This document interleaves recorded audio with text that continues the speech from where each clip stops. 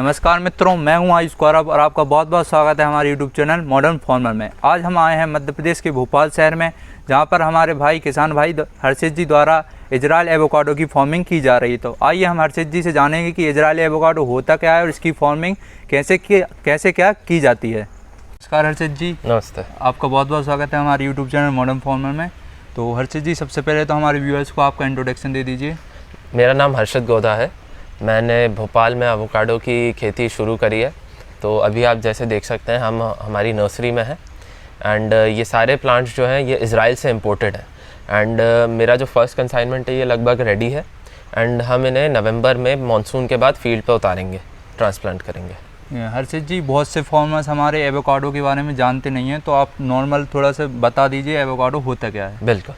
देखिए, एवोकाडो एक ऐसा फ्रूट है जिसको साउथ में बटर फ्रूट भी कहा जाता है, मक्खन फल भी कहा जाता है। वो इसलिए क्योंकि इसका टेक्सचर बटर की तरह होता है।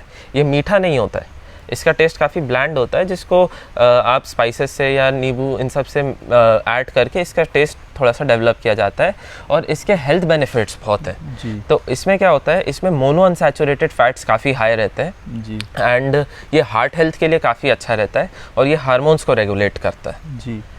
हर्षित जी, हमारी जानकारी के हिसाब से आप MBA कर रहे थे, BBA कर रहे थे, तो आपको ये एवोकाडो का आइडिया कहाँ से आया कि आपको एवोकाडो की फार्मिंग करनी है? जी, तो मैं UK से BBA की पढ़ाई कर रहा था एंड वहाँ पे मैं एवोकाडो लगभग रोज़ ही खाता था क्योंकि मैं हेल्थ एंड फिटनेस को लेके काफ़ी पैशनेट हूँ।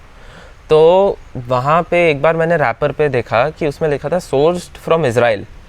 तब मेरे को आइडिया आया कि यार, अगर इज़राइल जैसे गर्म देश में ये हो सकता है तो हम इंडिया में भी तो इसकी खेती कर सकते हैं जी। क्योंकि मैं जब छुट्टियों में इंडिया आता था, गर्मी की छुट्टियों में, तब मेरे को इंडिया में अच्छे क्वालिटी के एवोकाडोस कहीं नहीं मिलते थे जी। तो इसलिए मैंने सोचा कि ये एक परस्यू की जा सकती है क्योंकि इसकी अवेयरनेस बढ़ती जा रही है लोगों में और ये एक अनटैप्ड मार्केट था जी।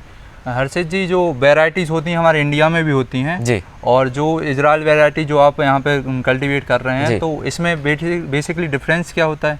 देखिए, 2-3 तरह के डिफरेंसेस हैं। पहले वैरायटी का डिफरेंस, जो कल्टीवार जो बडवुड ऊपर लगाई जाती है उसका डिफरेंस मैं समझाता हूँ आपको।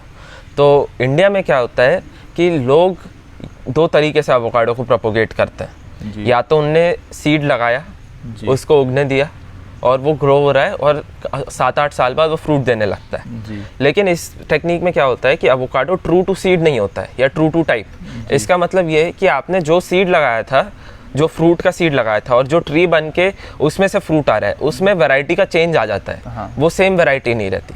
दूसरा, लोग क्या करते हैं कि ठीक है, आपने रैंडम सीड लिया, रैंडम सीड उगाया, उसके बाद उसे ग्राफ्ट किया, उसके ऊपर कमर्शियल वैरायटी लगाई और वो दी मार्केट में।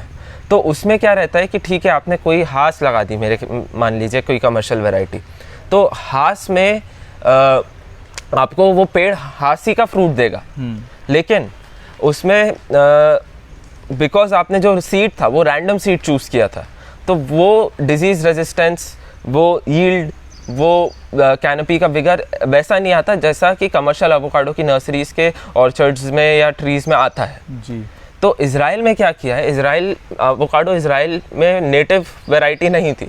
60 साल पहले इसको एवोकाडो को इज़राइल लाया गया था दूसरे देश से, साउथ अमेरिका से, और वहाँ पे 60 इयर्स की रिसर्च के बाद उनने ऐसे रूट स्टॉक्स डेवलप किए, ऐसे सीड्स डेवलप किए जिन क्रॉस ब्रीडिंग करके जो डिजीज़ रेजिस्टेंस देते हैं, अल्कलाइन सॉइल्स के लिए बहुत सूटेड हैं क्योंकि वहाँ पे अल्कलाइन की प्रॉब्लम है, अल्कलाइन सॉइल्स की, एंड एरिड रीजन्स में जो गर्म एरिया है वहाँ पे वो रूट स्टॉक्स चलते हैं और यील्ड बहुत अच्छी आती है उनकी, हाई यील्डिंग होता है। तो इसलिए रूट स्टॉक का मेन डिफरेंस है। इंडिया में एवोकाडो रूट स्टॉक पे किसी ने रिसर्च नहीं करी है, तो इंडिया में एवोकाडो रूट स्टॉक्स है ही नहीं जी। तो इसलिए इज़राइल के जो प्लांट्स हैं मेरे यहाँ या फिर यहाँ, ये सब कमर्शियल रूट स्टॉक्स पे ग्राफ्टेड हैं, कमर्शियल वैरायटीज़। हर्षित जी, जो आप वेराइटीज़ प्रोवाइड करते हैं जी, तो हमारे फार्मर्स को वो उसके लिए कैसी सॉइल चाहिए, कोई ऐसा क्लाइमेट चाहिए, और आपकी वेराइटीज़ के हिसाब से आप वो बता दीजिए। जी, देखिए, मेरे पास यहाँ 5 वेराइटीज़ हैं जी। हास, लैम्ब हास, पिंकरटन, एटिंगर और रीड जी। अब इसमें जो हास और लैम्ब हास है, इनको ब्लैक स्किन्स भी कहा जाता है। ब्लैक स्किन का मतलब ये है कि एवोकाडो का इनका जो हास का फ्रूट आता है, ये पकने के बाद ब्लैक हो जाता है, ग्रीन से ब्लैक टर्न हो जाता है, तो कस्टमर देख के बता सकता है कि हाँ, ये पक गया फ्रूट जी, है ना। इसकी क्लाइमेटिक कंडीशन हास और लैम्बास दोनों की ऐसी रहती है कि अगर 35 से ऊपर टेम्परेचर जा रहा है तो फिर वो उसमें फ्रूट सेट में प्रॉब्लम आएगी, फ्रूट यील्ड आपकी अच्छी नहीं आएगी जी, है ना। और अगर टेम्परेचर लो साइड भी ज़्यादा कम होता है, जैसे 4-5 डिग्री से कम जा रहा है, हाँ तो मैं वहाँ पे हाथ सजेस्ट नहीं करूँगा। बेसिकली 5 से 35 के डिग्री के बीच अगर आपका क्लाइमेटिक कंडीशन है तो फिर हास और लैम्बास बेस्ट वैरायटी है, क्योंकि मार्केट में सबसे ज़्यादा उनकी डिमांड जी, है ना। अब इसके बाद मेरे पास 3 और वैरायटीज़ हैं, पिंकरटन, एटिंगर और रीड। नाउ इन 3 वैरायटीज़ में इनको ग्रीन स्किन्स भी कहा जाता है। ग्रीन स्किन का मतलब ये है कि ये पकने के बाद ग्रीन ही रहती है, डार्क ग्रीन रहती है जी, और इसका कलर ब्लैक नहीं होता। जी। लेकिन ग्रीन स्किन का मतलब ये नहीं हुआ कि ये अपन के जो इंडिया में फ्रूट मिलते हैं उनसे सिमिलर हो, वो वैसी वैरायटी नहीं है। ये भी कमर्शियल वैरायटीज़ है जिनका एक नीश मार्केट है दूसरी कंट्रीज़ में। जब हास मार्केट में नहीं रहता तो ग्रीन स्किन्स मार्केट में रहते हैं। और पिंकरटन जो है, पिंकरटन और रीड, ये हमारा मेन फोकस है भोपाल में, क्योंकि ये 40 to 43 तक के मैंने ऐसे इजराइल में वर्क करते देखा है जी, है ना। तो जो गर्म एरिया है जहाँ पे 41, 42, 43 तक के टेम्परेचर जा रहा है, वहाँ पे पिंकरटन, एटिंगर और रीड, ये 3 वैरायटीज़ बेस्ट परफॉर्म करेंगी जी। और इसमें भी जैसे जो एटिंगर वैरायटी है, इसको कहते हैं टाइप बी वैरायटी। तो आप चाहे हास का ऑर्चर्ड लगाएं चाहे पिंकरटन का लगाएं, आपको थोड़ी सी टाइप बी लगानी ही पड़ेगी 11 से 15% के बीच में। वो इसलिए क्योंकि एवोकाडो का जो प्लांट है वो हर्माफ्रोडाइट है। इसका मतलब ये कि उसके फ्लावर, उसके एक ही पौधे में मेल और फीमेल फ्लावर दोनों आते हैं, लेकिन वो एक टाइम पे ओपन नहीं होते। तो पॉलिनेशन एक ही फ्लावर, एक ही प्लांट में कम रहता है, इसलिए थोड़ी सी टाइप बी लगाई जाती है। क्योंकि जब टाइप बी का, एटिंगर का मेल फ्लावर ओपन होता है, तब टाइप ए का फीमेल फ्लावर ओपन होता है एंड वाइस वर्सा। तो एक ही ऑर्चर्ड में जब 15% एटिंगर लगाया जाता है तो वो क्रॉस पॉलिनेशन के लिए बहुत अच्छा रहता है और यील्ड बढ़ाता है, यील्ड मैक्सिमाइज करता है। सर, जो अपना एवोकाडो की मतलब कल्टीवेशन होता है तो इसमें वाटर मैनेजमेंट और इरिगेशन में मतलब कम लगता है कि ज़्यादा लगता है? देखिए, ज़्यादा लगता है। एवोकाडो को पानी की काफ़ी रिक्वायरमेंट रहती है, स्पेशली गर्म एरिया में जी, है ना। एंड दूसरा कि पूरी इसकी मैं जो सजेस्ट करूँगा, अगर आपको मैक्सिमम यील्ड चाहिए, मैक्सिमम प्रोडक्शन और साइज़ चाहिए फ्रूट का, तो फिर आप हाई टेक ड्रिप इरिगेशन पे ही जाएँ, है ना। जी। मैं नेटाफेम का सजेस्ट करता हूँ, क्योंकि नेटाफेम ही मेरे को गाइड भी कर रहे हैं एंड उनके पास बहुत एक्सपीरियंस है एवोकाडो का। जी सर, है ना। नेटाफेम का एक प्रोडक्ट आता है यूनिराम या ड्रिप नेट, दोनों में से कोई सा भी आप लगा सकते हैं। आपकी सॉइल वो आप नेटाफेम के एक्सपर्ट से पूछ सकते हैं। जी सर। दूसरा, इसमें जो फर्टिलाइजेशन होता है, फर्टिगेशन होता है, उसमें क्या रहता है कि आप एक बार खाद डाली और छोड़ दिया, वैसे काम नहीं होता है। आपको हर इरिगेशन के साथ थोड़ा सा फर्टिलाइज़र स्मॉल डोजेस में देना पड़ता है, चाहे बारिश ही क्यों ना हो रही हो, क्योंकि उससे फिर जब ईयर राउंड आप फर्टिलाइज करोगे तो यील्ड भी आपकी वैसी ही आएगी। जी सर, कोई भी व्यक्ति आपके यहाँ से प्लांट लेता है तो उसको मतलब उसका प्रोटेक्शन कितने टाइम में मिल जाएगा? देखिए, आप जब मुझसे प्लांट्स लेंगे या कोई भी व्यक्ति प्लांट्स लेगा तो फील्ड पे उतारने के 2 से 2.5 साल बाद आपको यील्ड आ जाती है। लेकिन वो यील्ड आप प्लांट की ग्रोथ देख के ही बताएंगे कि वो लेनी है कि नहीं लेनी है, क्योंकि अगर प्लांट थोड़ा सा वीक है या ग्रोथ उसकी वैसी नहीं है तो आप, मैं सजेस्ट करता हूँ 1 साल और रुकें, 3rd ईयर से यील्ड लें। और इजराइल में तो उनका सिस्टम ही है कि 3 साल से पहले यील्ड नहीं लेनी है, क्योंकि उनकी जो जूइश बाइबल है उसमें लिखा रहता है कि हम 3 साल से पहले पौधे की हार्वेस्ट नहीं लेते हैं। जी, तो वो उसे प्रून कर देते हैं, वो 3 साल बाद ही लेते हैं। जी सर।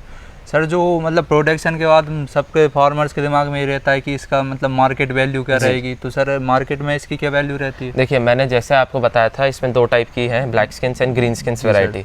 तो ब्लैक स्किन जो है, हास और लैम्बास, इनकी मार्केट में सबसे ज़्यादा डिमांड रहती है और ये मार्केट में सबसे ज़्यादा प्राइस आपको फेच करेगा। तो आपको होलसेल रेट, जो मेरा मानना है, जी सर, हास से 200 रुपये किलो तक मिल जाना चाहिए। लेकिन हास का प्रोडक्शन ग्रीन स्किन से कम रहता है। जी सर, है ना। तो जैसे आप हास के 1 एकड़ के ऑर्चर्ड से 4 से 4.5 टन तक यील्ड ले सकते हैं अगर सब कुछ सही किया तो। जी सर। लेकिन वहीं ग्रीन स्किन्स का 6-6.5 टन भी चला जाता है। लेकिन ग्रीन स्किन्स आपको 100, 120, 130 रुपये तक के होलसेल प्राइस मिलेगा। ये मैं रिटेल प्राइस नहीं बता रहा हूँ आपको, ये होलसेल प्राइस है ना। सर, मतलब जो भी फार्मर्स हैं हमारे, जो आपसे प्लांट लेना चाहें तो वो आपसे कैसे कांटेक्ट कर सकते हैं? देखिए, मेरा यूट्यूब पे चैनल है इंडो इजराइल एवोकाडो, तो आप एक बार वो वीडियोस भी देखें मेरे, तो आपको नॉलेज अच्छी रहेगी, तो आप बेटर डिसीजंस ले पाएंगे कि आपको कौन सी वैरायटी उगानी चाहिए। और जिनको भी कांटेक्ट करना है वो 6268643227 ये हमारे यहाँ का नंबर है, इस पर कॉल करके आप बात कर सकते हैं। नहीं तो मेरा ईमेल और वेबसाइट भी है, तो ईमेल indo-israelavocado@gmail.com या फिर मेरी वेबसाइट पे आप जाके कांटेक्ट कर सकते हैं, तो indo-israelavocado.com। सर की जो भी कांटेक्ट डिटेल है मैं अपने डिस्क्रिप्शन में दे दूंगा, आप वहां से उन्हें कांटेक्ट कर सकते हैं। और आपका कीमती समय देने के लिए आपका बहुत बहुत धन्यवाद सर। आपने मुझे अपने चैनल पे इनवाइट किया, उसके लिए थैंक यू। जी सर, आपसे बहुत सारा नॉलेज मिला। और जो भी किसान हमारे एवोकाडो की फार्मिंग करना चाहते हैं तो सर से कांटेक्ट करें और यहाँ से आपको प्लांट भी मिल सकते हैं। Thank you.